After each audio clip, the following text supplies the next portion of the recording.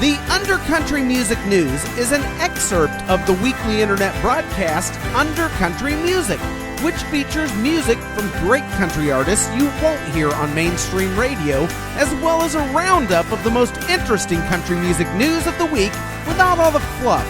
This program you're listening to right now contains only the news portion of the show. To listen and subscribe to the full weekly episode containing the music and interviews, please visit undercountry.com or simply subscribe to the Undercountry Music Podcast on iTunes. Let's get into it. Newsflash! It's time for the Undercountry Music News!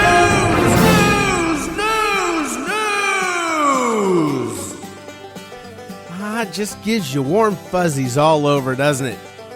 I'm wearing a quite comfortable hoodie right now. Pair of cans on my head. That's what we call headphones in the biz. In the biz, baby. That's what I am. Hey, hello to all you people out there in talk show land. That's right, I'm talking to y'all on Spreaker. And also out there listening on YouTube. The Undercountry Music News is just an excerpt of the larger internet broadcast / podcast Undercountry Music. Now, why do I break this excerpt out of the show and release it as its very own show? Well, the reason is quite simple.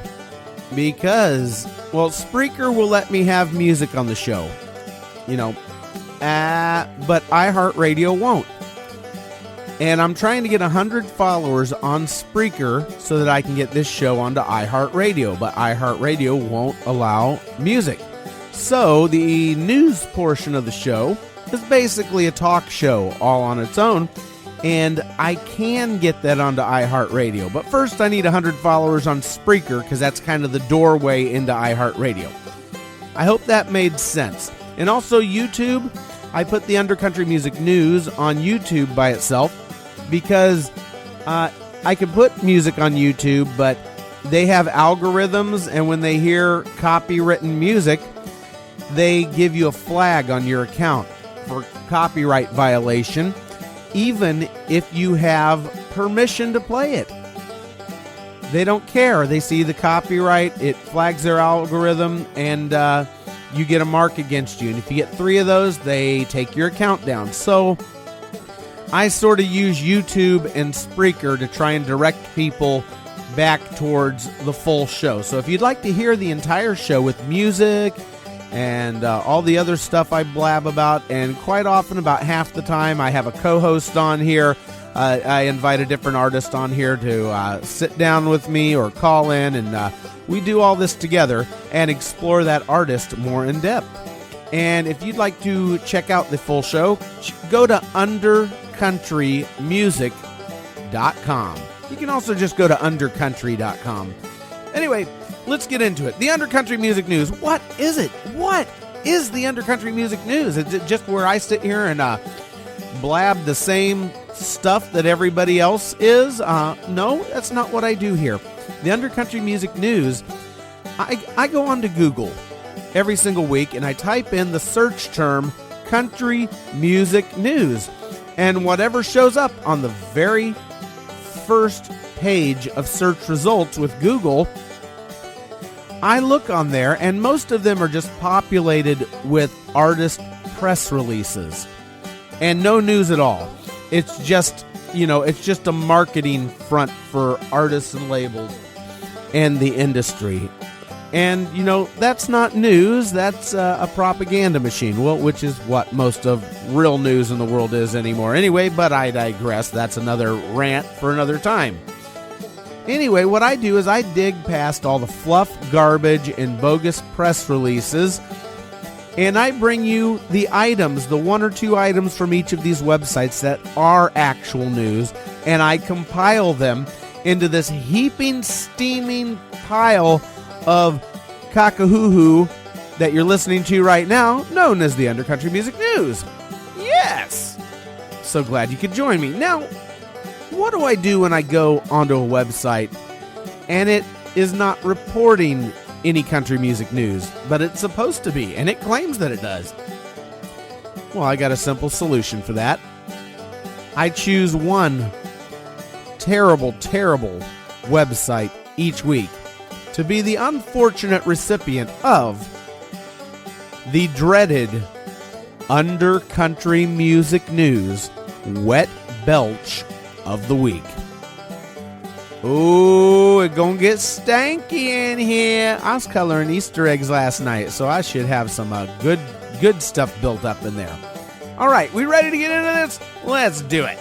All right, over at GAC, Great American Country, 3 weeks in a row they have topped the search results. For years it's been CMT at the top of the search results, but GAC has just claimed that position with a vengeance. And hats off to them, because they actually are reporting some real news. As a matter of fact, I have 3 stories from them. I actually had 4, but I found a website that wasn't doing so good, but they also had run one of these stories, and I gave it to them as pity. Yeah, that's what I do. I prop up businesses that suck, and then I call it National Record Store Day. Oh, I have a rant for those of you just on the talk show format. In the full episode of 114 of Under Country Music, of which you're hearing the excerpt of the news from right now, at the very beginning of that, I do a whole rant about Record Store Day and why I don't like Record Store Day. And if you want to hear that, go check out the full episode. Anyway, over at GAC, Eric Church announced last week that he would be releasing a vinyl edition of his album, The Outsiders, on Record Store Day.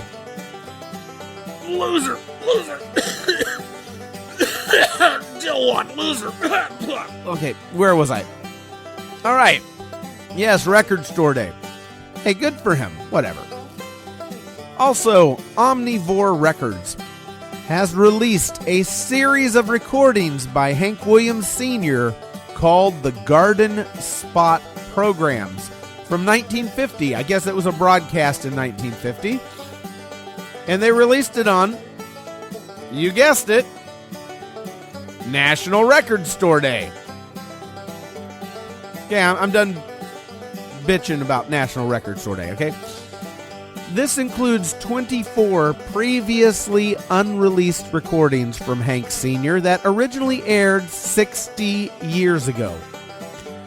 Now, I noticed they're wording things very, very carefully in this description. They aren't saying previously unreleased songs. They're saying previously unreleased recordings. Feel my air quotes?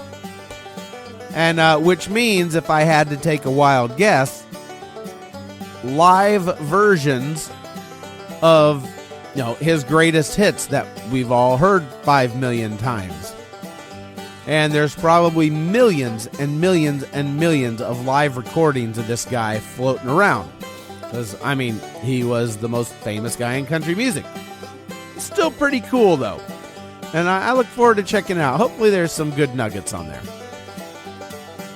But, what do you find after 60 years? You find the tape where he's, singing in the shower at that point? What do you dig up? Oh, yeah, he's dead. Dig up. Okay. Also over at GAC, George Strait.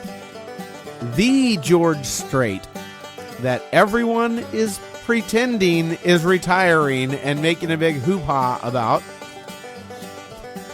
And I also, an episode or two ago, I also gave my thoughts on this bogus retirement thing, trying to milk an extra buck out of everyone. That's stupid. George Strait just announced that he has about 10 shows left on his bogus farewell tour that's lasted 2 years. Then he's going to take about a year off. Of course you're going to take a year off. Then he's going to make a new album and then go do some more shows. In other words, he's not retiring. You idiots. He's just not doing the massive tours anymore. He's going to fly out and do a spot show here and there. And I actually got some more about that a little later on in this news roll that I dug up on another news site. But we'll get to that in a minute. Okay, we're done with GAC. Out of here, GAC. Nicely done. We'll give you a little pat on the butt there for bringing us 3 stories when a lot of these places don't bring us any. Okay, CMT, Country Music Television. They are reporting that People Magazine is reporting. All right, did you catch that? For those of you low and slow right now, CMT is reporting that People Magazine is reporting. Now, I'm reporting that CMT is reporting that People Magazine is reporting. That Glenn Campbell has been moved into an Alzheimer's care facility. For those of you living under a country music rock, Glenn Campbell was diagnosed with Alzheimer's a few years back, and then he went out on tour and, went out and performed to the best of his ability while he, up until he just simply couldn't anymore, and then they had to pull him off the road. And I did get the pleasure of seeing Glenn Campbell perform on that tour, and I saw some real flashes of brilliance. I got to see firsthand, just in little spurts here, because he was in a bad way, and he was forgetting things and making a lot of mistakes. But every once in a while you'd see him pop off with a little guitar solo that would just blow your freaking mind for a few minutes, and then he'd kind of get lost and forget what he was playing and forget what he was singing. And that was sad to see, but his whole band was his family, and he was surrounded by family in front of an audience that absolutely loved him. Oh, and by the way, his last album, it's, Ghost in the Mirror? I think that's what it's called. I listened to that whole thing, and it was just amazing. Absolutely amazing. I go look for it on Spotify and listen to that thing. It just blow you away. Anyway, he has been moved into an Alzheimer's care facility, and I'm going to imagine that, at the rate of his deterioration, maybe a year, maybe 2, and then we'll be saying goodbye to Mr. Campbell completely. But Mr. Campbell, it's been an honor. Anyway, over at Country Weekly, Willie Nelson. Seems like I report something about this old codger every damn week here, doesn't it? He is receiving his 5th degree black belt in Gong Quan Yu Sol. Notice I said gong, not bong. 5th degree black belt in Gong Quan Yu Sol, which is a form of martial arts that emphasizes the application of striking, locking, and throwing techniques in practical, free-flowing fighting situations. Try saying that, Stone. Gong Kwang Yu Sol. Free-flowing fighting situations. I couldn't say it stoned. I can hardly say it sober. Hi-ya! Said Miss Piggy.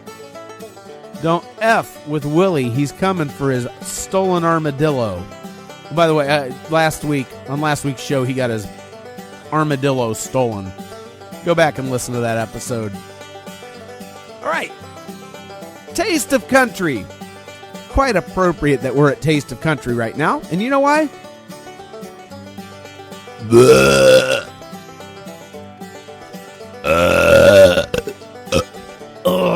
Because they get the undercountry music news. Dreaded Easter egg wet belch of the week. Because they got nothing, baby. They got nothing. They're soiling my undies this week. Get out of here. Get out of here. You're bugging me. What? My hair. You hit my hair. That's from Saturday Night Fever, I think. All right. Could have been from Greece. Anyway, moving on to NashvilleGab.com. George Strait. This is the story I told you I was gonna get to. George Strait makes a very quick and small statement. Just a little almost nothing. You blink your ears and you would have missed this. And this small little statement seems to allude that after taking a year off, he may do something in Vegas. George Strait run in Vegas, taking up a residency a la Garth Brooks. Maybe he'll take over Garth's stage over there. Well, you can go to the tape for yourself. By the way, kids, tape, that's what we used to record these records on that you'll find at National Record Store Day. Anyway, you can go and hear this little snippet for yourself over at nashvillegab.com. They're using a whole lot of little snippets from iHeartRadio over there. Notice a nice thing. It's kind of cool. You just click around and listen to different stuff. Anyway, over at theboot.com, Bucky Covington. You know that guy who sang Different World? It was a different life when we were boys and girls. Not just a different time, it was a different world. Well, apparently he's gone Comanche. That's right. Now, I'm not talking about he's running around with no underwear on. Well, he could be. Probably is. I know I would. No, what I mean is that he has become an independent artist, which I'm very happy to be reporting, rather than being under the thumb of a major label. And as an independent artist, he has released his very first song as an independent artist, entitled Buzzin. All right, I grabbed this song for myself, and I had a good listen. It had a great sound, a really cool groove to it. The music was not typical. The vocal style was not typical. It was a good listen. I got to tell you, I really enjoyed it. But, unfortunately, I'm going to give it down marks on the lyrics, because the lyrics had a lot of bad cliches going on. The typical mama in the kitchen frying chicken, and the girls getting their legs all tan, and, the same crap everyone else writes. Right? On a scale from 1 to 10, I got to give Bucky Covington's song Buzzing a 4. And the 4 is strictly on bad cliche lyrics. Everything else about the song is awesome, though. I love it. So, unfortunately, the lyrics and the content, because what you say, it means something. Get a damn original thought, people. Come on. That might be. Come on. A different world. Let's put this in contrast. What has worked for Bucky Covington, okay? A different world worked for him because he wasn't saying just the same old crap as everybody else. He actually said something that struck people and resonated with them. So here's what I don't understand. You put something out like that, you get a wild success with it. Obviously, your audience is telling you, yes, finally, someone's not dropping a tailgate by the creek and drinking a six-pack in the moonlight while she shakes it on my toolbox. By the way, wow, the way that came out. I actually meant an actual physical toolbox up in the pickup truck. Whoa, all right. But anyway, that worked. So then why do these artists that put out these songs that resonate with people then revert back to making crap? I don't understand it. I don't get it. You're independent now.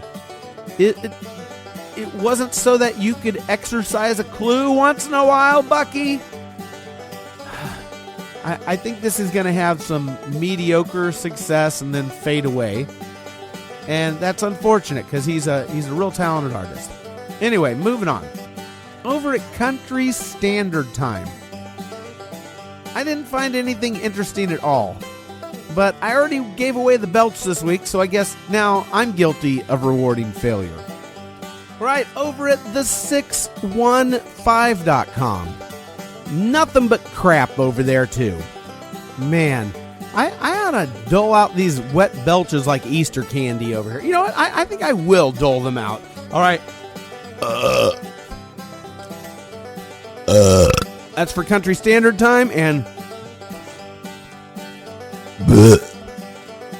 that one's for the 615. Nothing but crap. In 615, I usually find something good over there. I'm real disappointed in them this week. I had higher hopes. Anyway, over at Country Music is Love, which normally sucks. They got something over here. Natalie, Stovall, and The Drive are set to make their Grand Ole Opry debut on Tuesday, May 6th. Now, Natalie states that this is the second time she has gotten to debut at the Opry. Now, how do you debut for a second time? That's not a debut. That's one time. Okay, here's her reasoning. Once as a solo, because apparently she went there once as just Natalie Stovall, and now as a band as Natalie Stovall and The Drive. I mean, come on. No. I'm sorry. No. Your band is named Natalie Stovall and The Drive, not The Drive. Which means it's not a band. It's still you solo.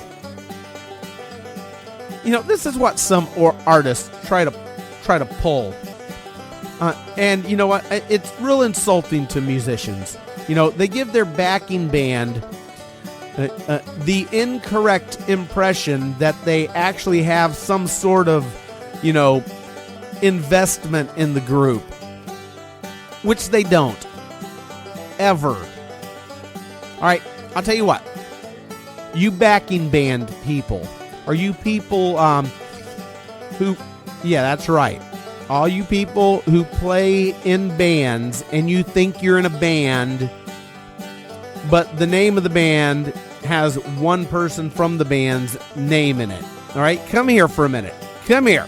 Uncle Neal, who's been around this old music block for quite a few slings round the big orange fireball in the sky, has got something to impart to you. Just there you go. Come on over here. Everybody, all in here. Sit there, crisscross applesauce for a minute, and open your ear holes. All right, you ready? It's like this. If you are in a band and you are being told that you are a band member and therefore are making more of an investment in the quote-unquote group, that's right, for a potential better future payoff in the future, rather than getting a bigger paycheck right now as a hired gun in the backing band, and the name of your band is the same as the person singing lead, you do not play in a band. You are being BS'd in the worst way possible. You are being played for a sucker a-hole loser. Loser. I got an L on my forehead right now, and I'm looking at you. Now, mind you, there is nothing wrong with being somebody's backing musician. Nothing wrong at all. Perfectly honorable.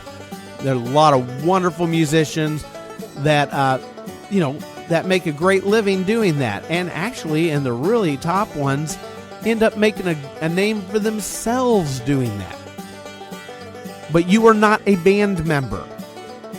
You are not a band member, and you have zero incentive to make an investment in that act and take any sort of financial risk because of the act. You need to get paid for your rehearsal time, both in and out of group rehearsals, meaning your self-preparation time, getting up on the music before you walk in the door, as you should do as a professional.